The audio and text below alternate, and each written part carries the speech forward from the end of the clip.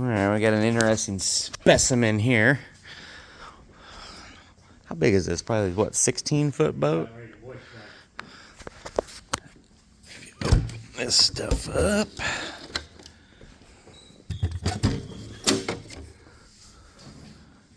Maybe even figure out how it all opens.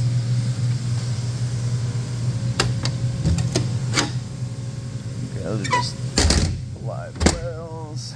There's a hinge, it goes that way. So and then we got a jet ski motor, a 750 twin cylinder 2-stroke with the jet pump in it.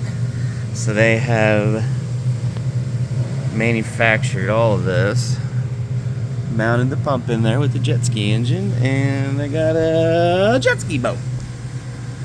Jet ski fishing boat. Kind of neat. So, we're going to pull the pump out and see what it needs. Good night.